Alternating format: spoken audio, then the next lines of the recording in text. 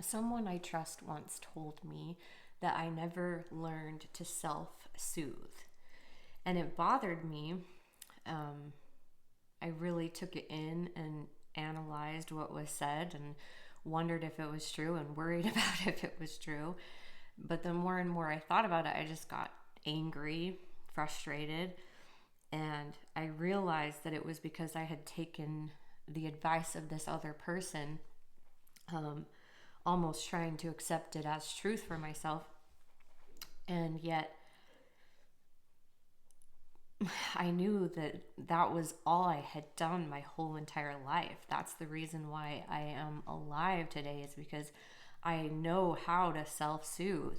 I've done it without the use of street drugs or alcohol, um, and, been able to sustain my family and my friends, and I'm alive.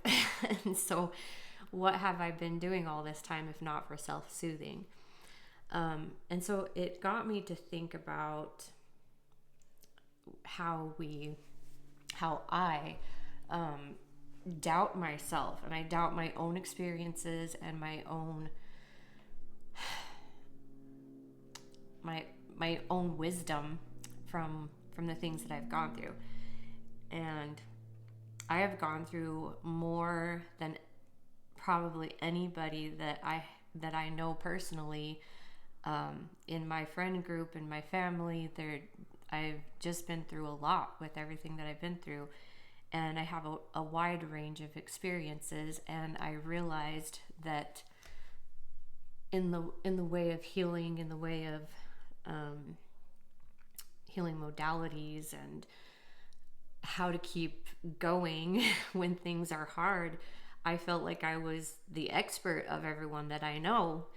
And I don't know, it's just kind of a realization for me that I wanted to share with you, not in any prideful sort of way, but to know that sometimes we seek for advice outside of ourselves, when really the best answer is in our own story, in our own experiences.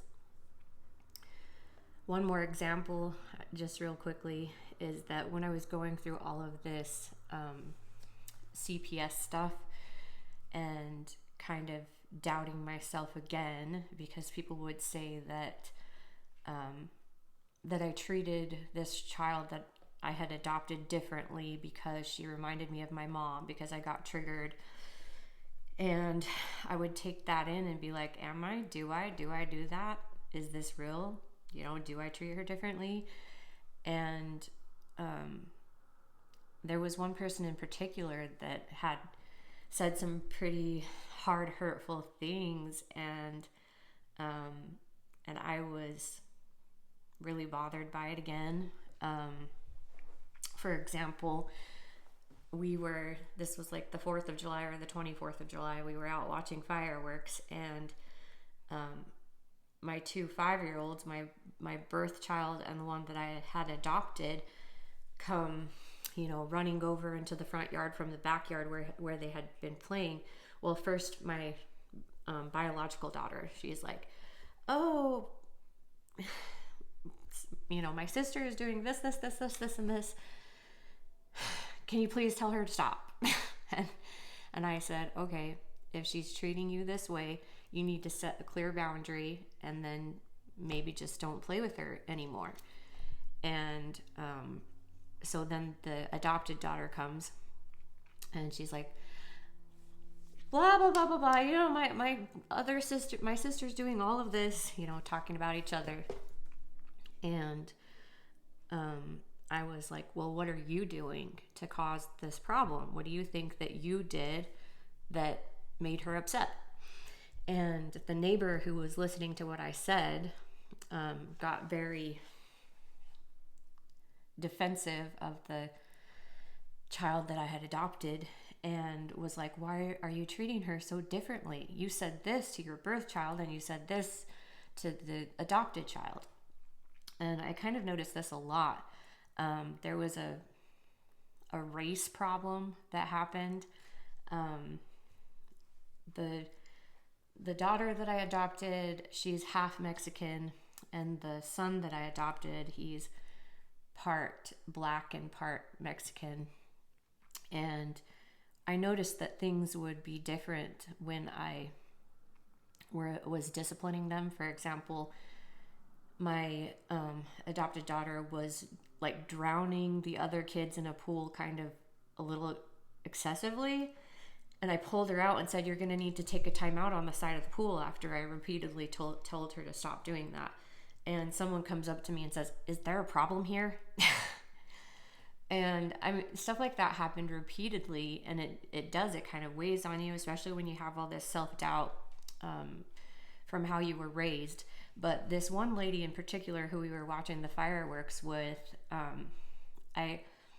she meant a lot to us. She was kind of like a grandma to our kids, and somebody that we kind of leaned on a bit, because we didn't have our own, I didn't have my family. We didn't have a lot of support for our kids. And so it meant a lot to me that she had this opinion of me. And as time went by, every single one of her kids struggled and had certain behaviors that weren't exactly desirable. And then I started to realize how good and open-hearted and loving my kids were, and how strong they held on to their faith in Jesus Christ and his gospel. And I started to realize, why am I taking the advice of someone who's never done foster care, who is not in my home and doesn't know how this child acts. And so anyways, I've done a lot of growth in that area too, being able to kind of trust myself more and rely on those experiences that give you wisdom. And I hope in sharing this that you might be able to realize that you have some wisdom too from your experiences, and that wisdom is very, very important, and it will help carry you.